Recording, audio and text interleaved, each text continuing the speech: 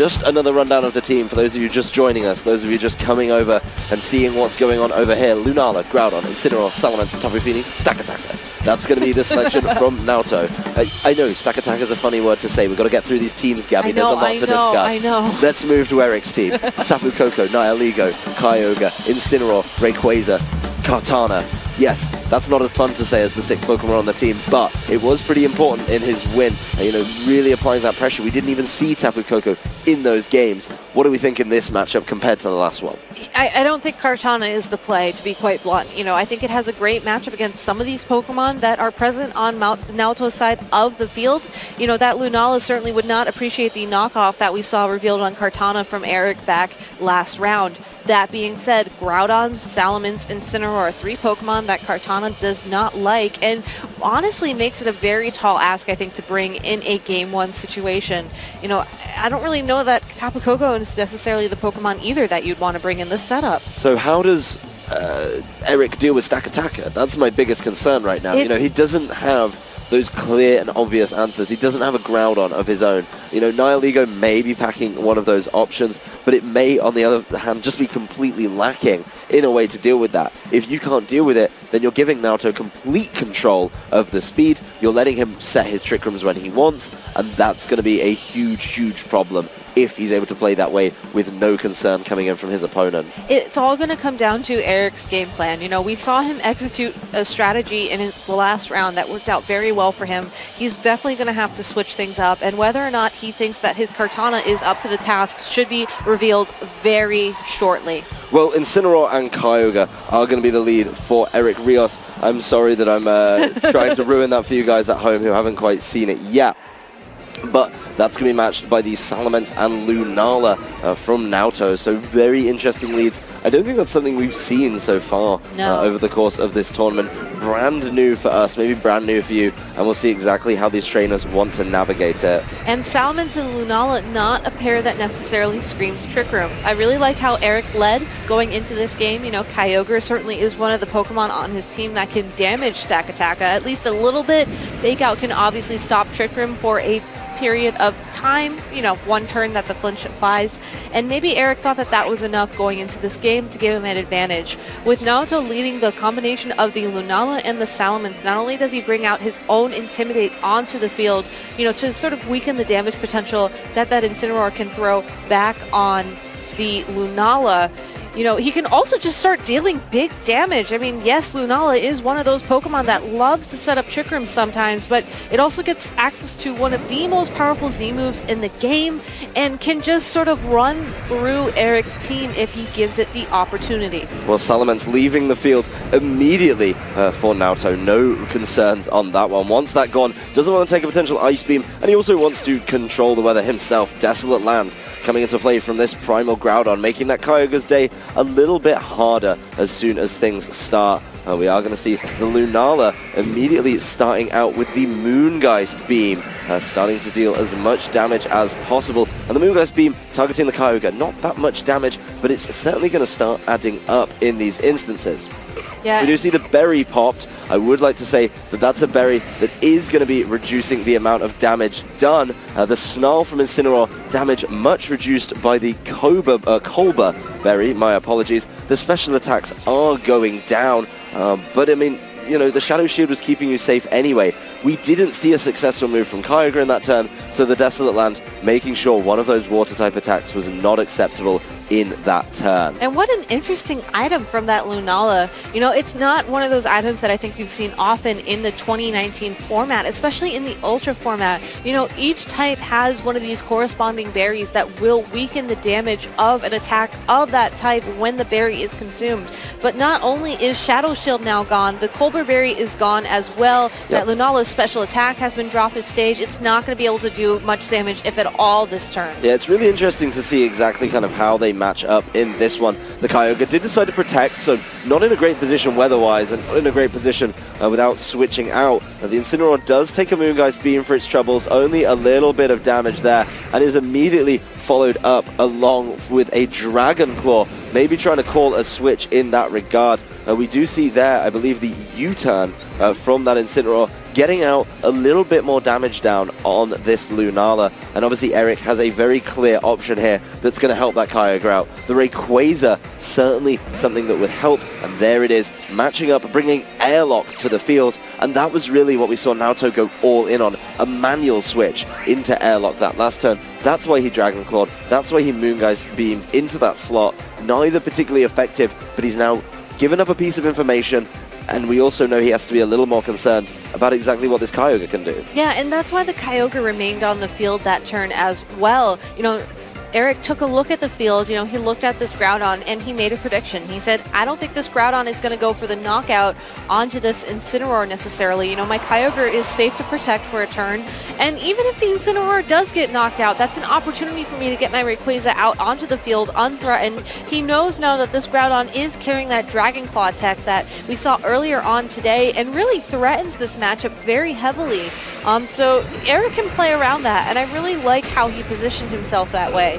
You know, a lot of times I think when you run Rayquaza and Kyogre together, you want to catch opponents by surprise with a manual switch and an immediate water attack, and Éric just taking his time, and it really paid off. Yeah, Naoto didn't get what he wanted out that turn, but this turn, things are going to be a whole lot better for Éric.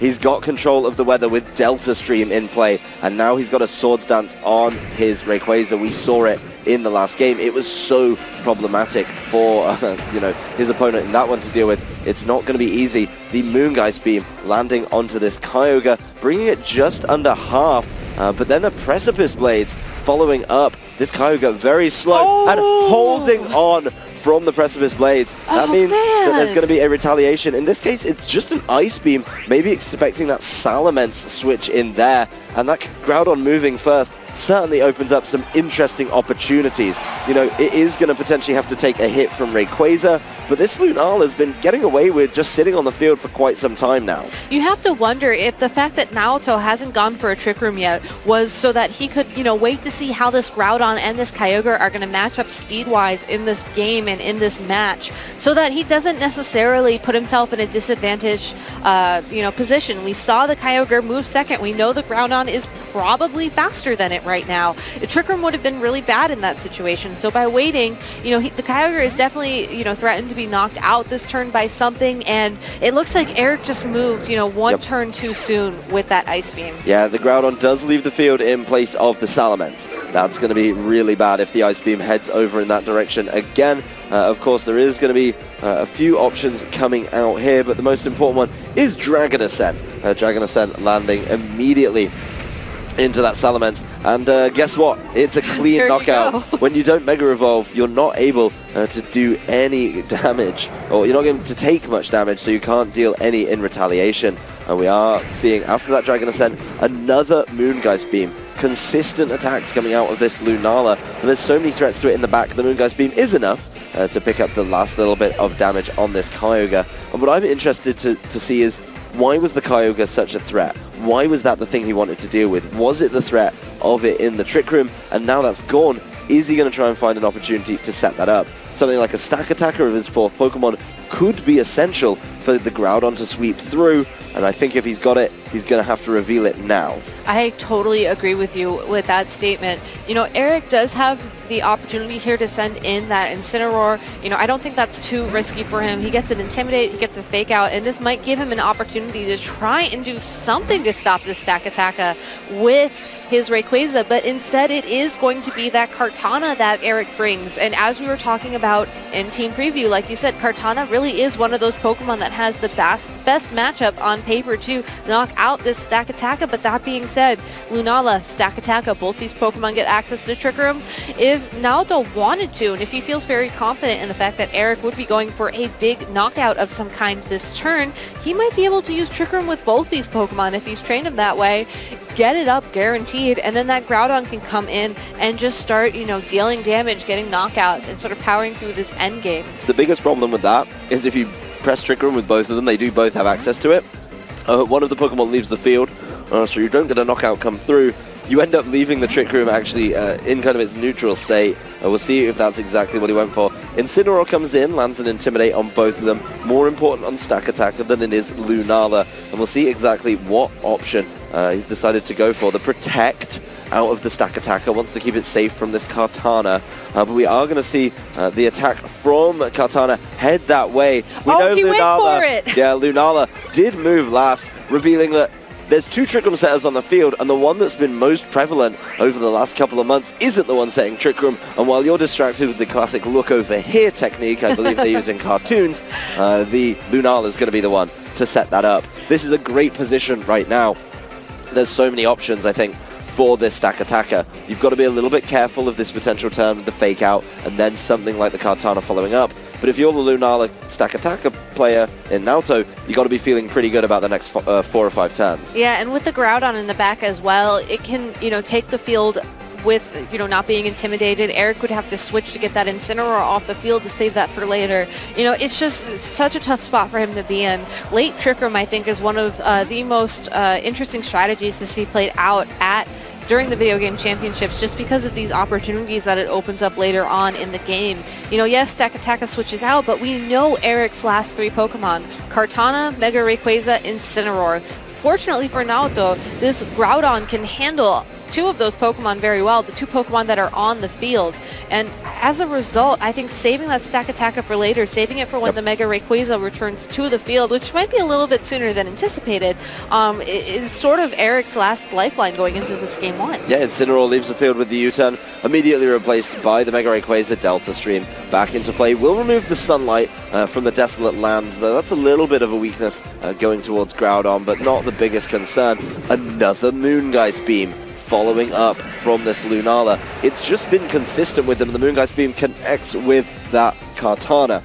Not enough to concern it with a knockout. The Leaf Blade into Groudon brings it to 1 health with the critical hit right there. That is so dangerous. It's going to be so hard to keep that Groudon around right now, but it's in Trick Room. The big thing here, Extreme Speed, a prevalent option on this Rayquaza, easy enough to pick that up, and then a whole lot coming out from Lunala. That Incineroar as well in the back of Eric's party could easily knock that Groudon out with a fake out once it returns to the field. So, Éric just very comfortably staying calm. Yes, the Lunala did get a nice amount of damage down onto that Kartana, but it was still able to attack, and that was what was important, and that's why Naoto must save that Groudon for later on in the matchup.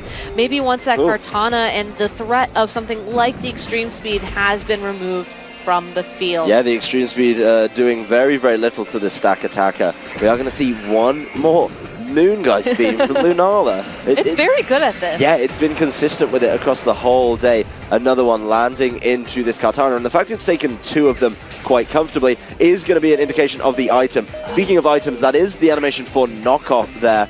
Not enough, even though Lunala is exceptionally weak to those Dark-type moves. We do see the lack of a same-type attack bonus or a Dark Aura from Yveltal means that Lunala is sticking around. And Lunala also consumed that Colbur Berry earlier on in the game, so Knockoff didn't even get to take advantage of the fact that the damage is boosted when the Pokemon is still holding the item.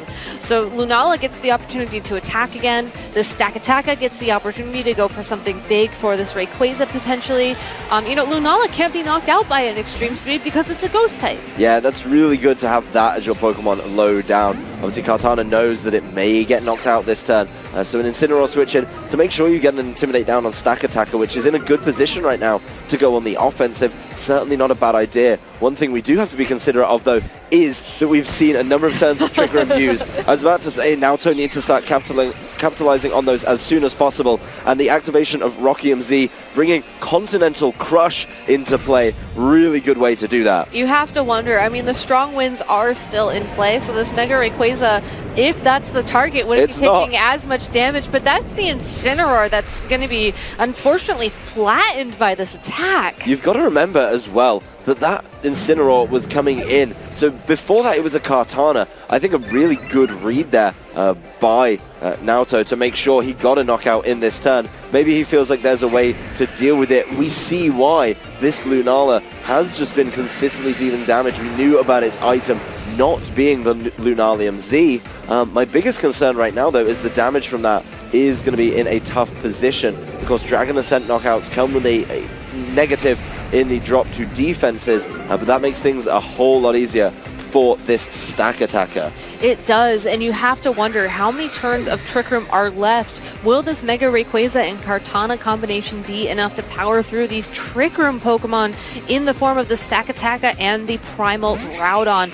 You know, all these Pokemon, really, on both sides of the field, you know, they have been weakened by damage. Stakataka does have the benefit of the Beast Boost that it got from the KO from the Continental Crush, but even then, you know, it's a very strong Pokemon, and it does have an advantage against both the Rayquaza and Kartana, especially with the strong winds gone, and especially with the fact that Trick Room is still active on the field, and it's going to be moving first. Éric is forced to sort of try and stall out the remainder of that Trick Room. He could go for something like an Extreme Speed onto that Groudon, but, you know, that could leave him in a spot where potentially a 1 versus 2, or maybe even a 1-on-1 situation against the Stakataka. Yeah, well, the Groudon is removed from play along with Desolate Land. Will be an easy kind of knockout there with Extreme Speed, but while the Trick Room's still in play, the Kartana is felled by the Gyro Ball. Obviously, such a discrepancy there in the speed. An easy knockout. Just for confirmation for those of you guys at home, it is the defense getting boosted by those Beast Boosts. That's now 2 stages, which easily makes up for the boost the Rayquaza took earlier with the Swords Dance. Now, this isn't going to be the most thrilling of matches, and of course, Éric, knowing his fate, knowing it's going to be kind of a negative for him to try and wear down this Stakataka. Once you let the Beast Boost come into play, he just concedes the game over to Naoto. And I like that forfeit there. You know, I don't think there was too much information he could have learned at that point moving forward. Stakataka was certainly in its happy place with that Trick Room on the field with those Beast Boosts, and overall it would have been just a very tall ask for that Rayquaza to power through. So, you know, a very, I think, smart forfeit there, but you have to wonder, how is he going to adjust moving forwards into Game 2? We saw him lead the combination of the Kyogre and the Incineroar going into Game 1, which seemed great on paper. You know, he has access to Fake Out. The Kyogre can certainly threaten to deal a lot of damage to the Pokemon on the field, but, you know, the fact that Naoto brought 2 Trick Room users to the game, I think really gave him the opportunity to say, you know, look, you were able to stop one of my Trick Room setters, or maybe you threatened one of my Trick Room setters. I have a whole nother one that you can't stop. And unless Éric finds a way to stop Trick Room, I don't think, you know, this might be the end of his tournament.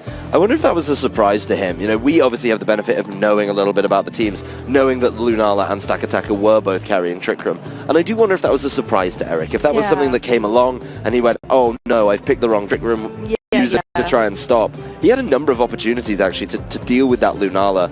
You know, I think Lunala not having access to Lunalium Z is an interesting adaptation. I do really believe that, you know, it's one of those Pokemon that should be dealing damage, and we saw Continental Crush. We do have the leads over in a preview for us.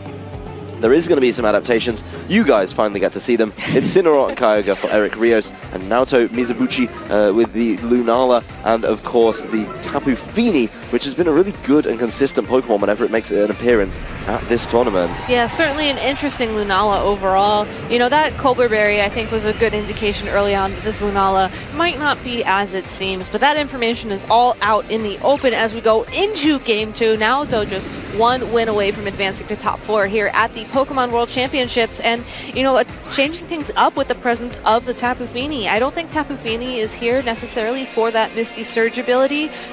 You know, Tapu Fini is one of those Pokemon I think trainers bring when they want to take a bulkier sort of presence moving forwards in the game. Gets access to moves like Heal Post, maybe Icy Wind, if that's something that Naoto wants to go for.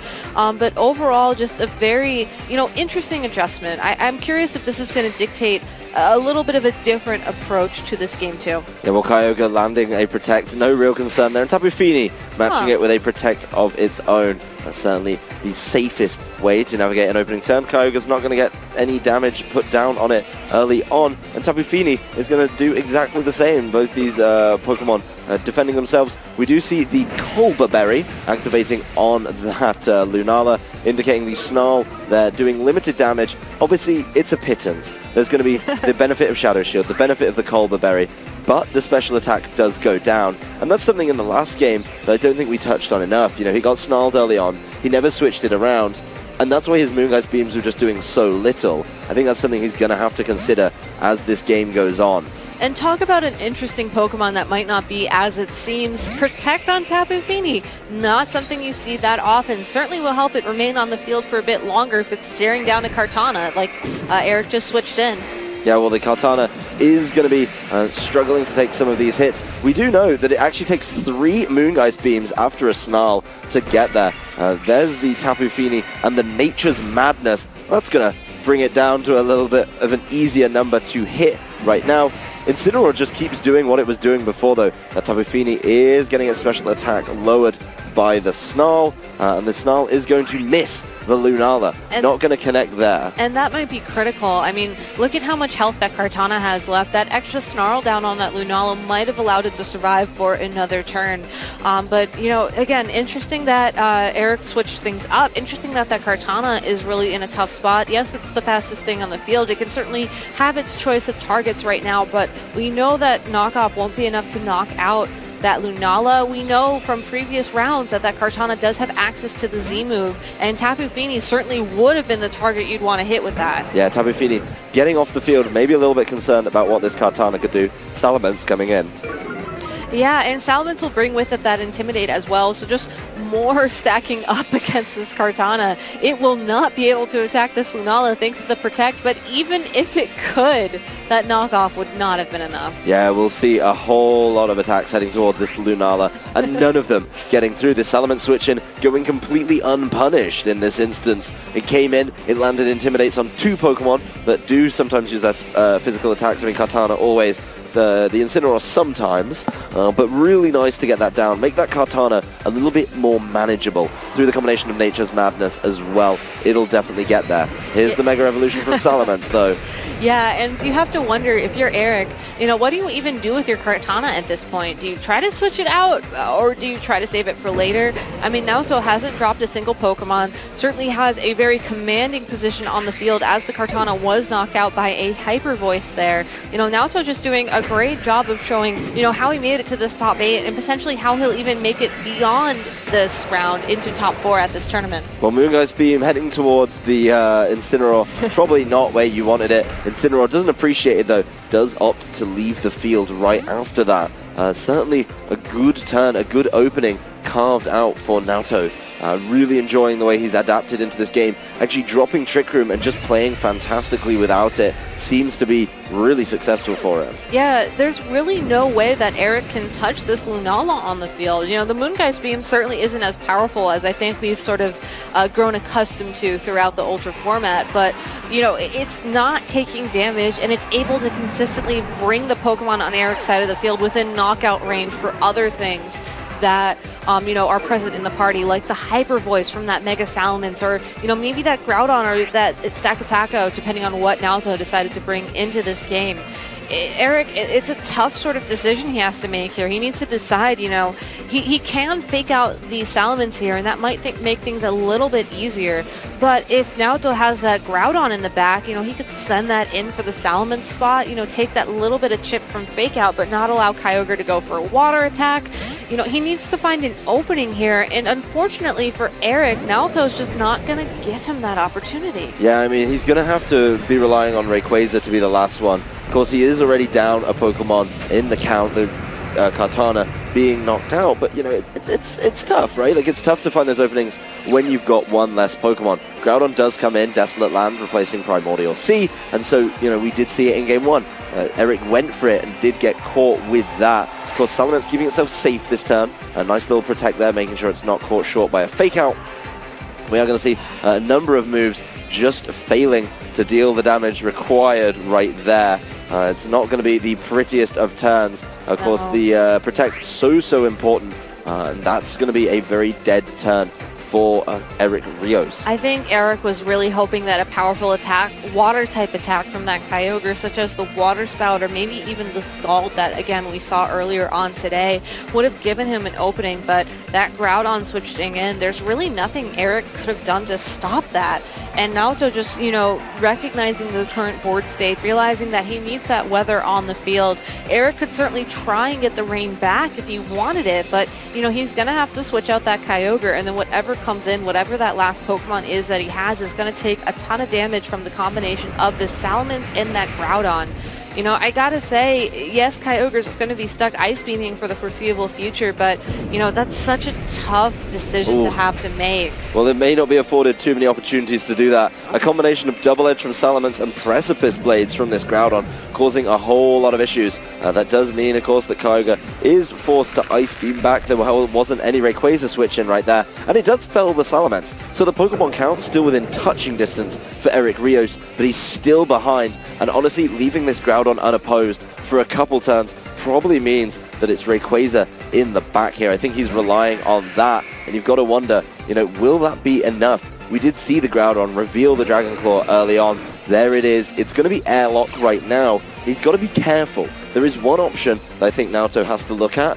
Maybe an easy way around it for Éric is to just keep airlock in play, but if he removes the Groudon right now, then the Delta Stream comes up, then he can bring it in Desolate Land later, and that's kind of game, set, and match at that point, right? Yeah, it's a very tough spot for Éric to be in, especially when you also look at that Kyogre on the field. You know, it is within striking range of either of these Pokemon for a knockout, and you have to be wondering, you know, how do I maneuver? How do I figure things out? We did see the Kyogre and the Groudon match up earlier on in Game 1, and the Groudon was faster than the Kyogre.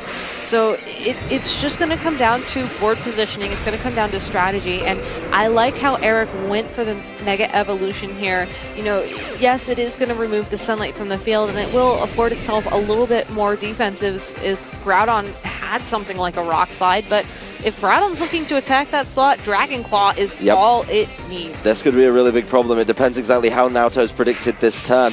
The Swords Dance set up on this Rayquaza. Éric relying on this one Pokemon to see him through the rest of this game and keep his tournament alive.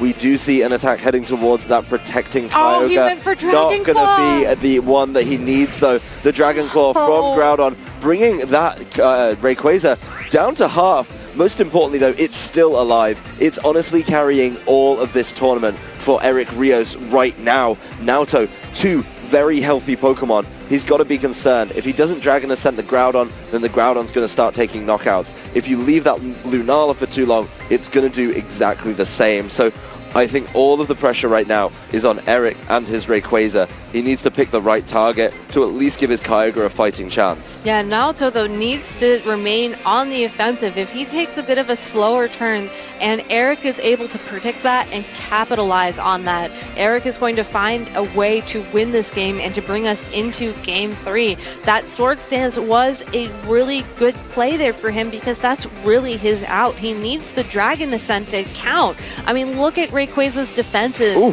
Look at how much health it has left. You cannot take those defense drops lightly. You have to play your out. This is it. Rayquaza kept itself safe with a Protect, but it doesn't really matter. You know, Éric Ríos wanted to keep that one Pokemon safe, and it's the Kyogre that's felled by another Moongeist Beam really, really easily. You know, that's just the way the cookie crumbles sometimes. You know, we're going to see this Rayquaza really struggling to knock out all the Pokemon. A combination of Moongeist Beams and Dragon Claws. You know, yeah, I understand there's a Swords Dance in play, but I just don't think you're going to be able to do enough with single target damage. It's a classic 2 versus 1 situation, and the Rayquaza can only attack one of these Pokemon. And unfortunately for Éric, that Rayquaza, it will have the opportunity to knock out this Primal Groudon at this attack, but the Lunala can certainly attack into it, and Groudon is even able to hold on after that Swords Dance. Yep, Éric put all his eggs in the Rayquaza basket, and they're just not enough. Another Dragon Claw, this fantastic adaptation to Groudon that we've seen over the course of this tournament, winning the game for Naoto.